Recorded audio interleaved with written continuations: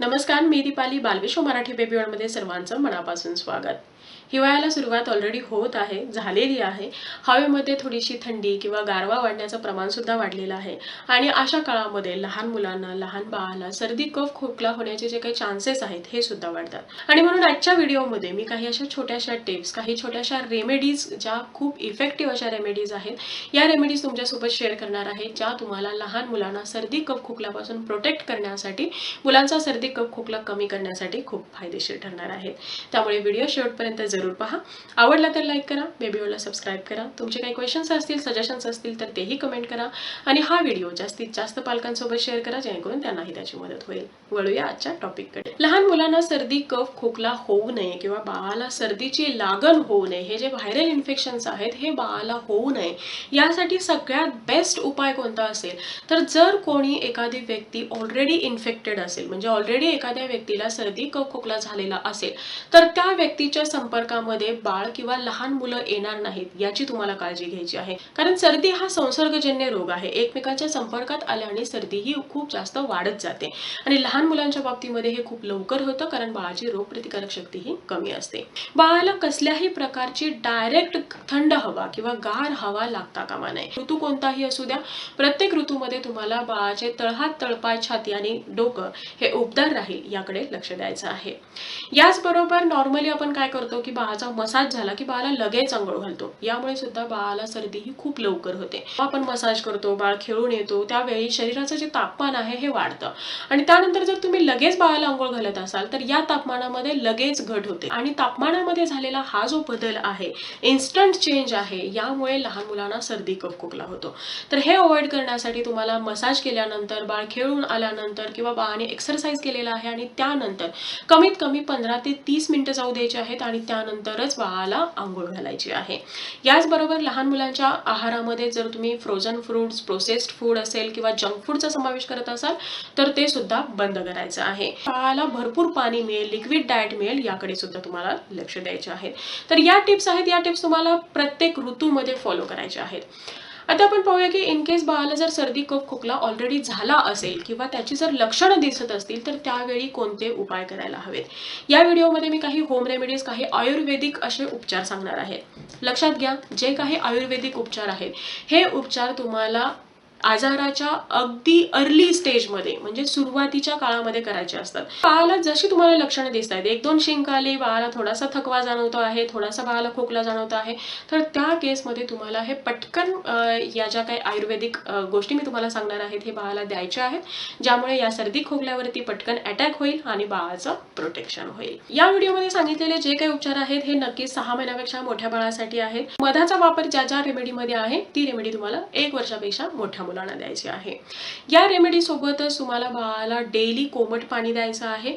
त्याचबरोबर बाळ जर मोठा असेल, बाळ हा गार्गल करू शकत असेल, म्हणजे मिठाच्या पाण्याच्या गुळण्या करू शकत असेल, तर बाळाला दिवसातून, जेव्हा सर्दी, कफ, खोकला असतो तर त्यावेळी दिवसातून कमीत कमी 3 ते 4 वेळा मिठाच्या गुळण्या सुद्धा करायला लावायच्या आहेत, ज्यामुळे हे जे रेमेडीज आहेत याचा जे परिणाम आहे हाही व्यवस्थित होईल आणि बाळाची सर्दी, कफ, खोकला हा लवकर आटोक्यात यायला मदत होईल. वळूया रेमेडीकडे. यामध्ये पहिली खूप जास्त इफेक्टिव्ह अशी रेमेडी आहे. ही रेमेडी करण्यासाठी तुम्हाला 1 चमचा मध घ्यायचा आहे, त्यामध्ये पाव चमचा हळद टाकायची आहे, अगदी थोडीशी, 2 पिंच तुम्ही हळद टाकू शकता आणि त्यामध्ये तुम्हाला घालायचा आहे 5 ते 6 थेंब आल्याचा रस. आल्याचा रस काढण्यासाठी आलं छान खेसून घ्या, ते दाबून किंवा पिळून त्याचा जो रस निघतो तो रस तुम्हाला यामध्ये घालायचा आहे. हे जे सगळं मिश्रण आहे हे छान मिक्स करून घ्यायचं आहे, याचं एक प्रकारचं चाटण बनवायचं आहे आणि हे चाटण तुम्हाला मुलांना चाटवायचं आहे. लहान बाळाच्या बाबतीमध्ये, म्हणजे 1 वर्षापेक्षा लहान बाळाच्या बाबतीमध्ये तुम्हाला हे द्यायचं नाही, 1 वर्षापेक्षा मोठ्या मुलांना हे द्यायचं आहे. शिवाय हे चाटण बाळाला दिल्यानंतर कमीत कमी अर्धा तासापर्यंत बाळाला काहीही खायला किंवा प्यायला द्यायचं नाही, तरच या रेमेडीचा असर होईल किंवा लवकर याचा परिणाम तुम्हाला दिसून येईल. शक्यतो हे दिवसातून तुम्हाला 1-2 वेळा तरी कमीत कमी द्यायचं आहे, बाळ सकाळी उठल्याबरोबर किंवा झोपण्याच्या अगोदर, ज्यामुळे बाळाला जी काही खोकल्याची उबळ आहे ही येणार नाही, कफ आहे तो कफ जमा राहणार नाही, बाळाची सर्दी ही लवकर आटोक्यात यायला मदत होईल. त्यानंतर पुढची रेमेडी आहे, ही रेमेडी आपण लिक्विड टाईप बनवणार आहोत. एखाद्या टॉनिक प्रमाणे तुम्ही हे जी रेमेडी आहे ही बाळाला देऊ शकता. हे एक प्रकारचं टॉनिक बनवण्यासाठी तुम्हाला 1 कप पाणी घ्यायचं आहे. 1 कप पाण्यामध्ये तुम्हाला अर्धा चमचा सुंठ सुंठ आणि पाव चमचा काळी मिरीची पावडर म्हणजे ब्लॅक पेपर पावडर टाकायची आहे. त्याचबरोबर यामध्ये 5 ते 6 तुळशीची पानं, जी स्वच्छ धुतलेली पानं असावीत अशी पानं या पाण्यामध्ये घालायची आहे. त्याचबरोबर आपलं जे खायचं पान असतं, जे आपण पान खातो, चुना किंवा कात याबरोबर जे पान खाल्लं जातं, खाऊची पानं ज्याला म्हटलं जातं, तर ते जे पान आहे ते एक पान तुम्हाला तोडून टाकायचं आहे. शक्यतो तोडून टाका, म्हणजे यामधला जो अर्क आहे हा छान पाण्यामध्ये उतरला जाईल. आणि हे पाणी तुम्हाला साधारणतः 15 ते 20 मिनिटं उकळून घ्यायचं आहे. म्हणजे 1 कप जे पाणी आहे हे अर्धा कप जोपर्यंत होत नाही तोपर्यंत तुम्हाला हे पाणी उकळून घ्यायचं आहे.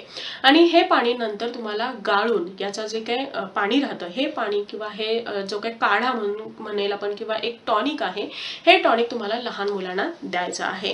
लहान बाळाच्या बाबतीमध्ये बाळ जर 1 वर्षापेक्षा लहान असेल तर दिवसातून तुम्हाला हे 2 ते 3 चमचे मॅक्झिमम डिवाइड करून द्यायचं आहे. म्हणजे सकाळी 1 चमचा, दुपारी 1 चमचा, संध्याकाळी 1 चमचा.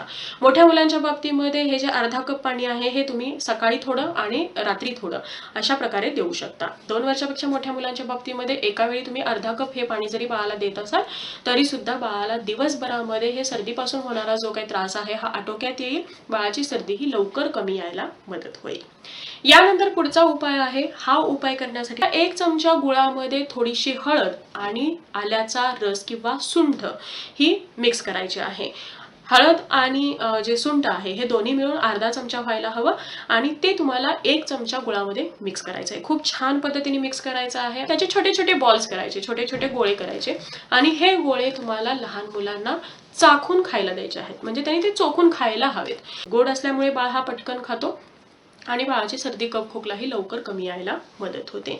ही रेमेडी तुम्ही 6 महिन्यापेक्षा मोठ्या बाळाला करू शकता.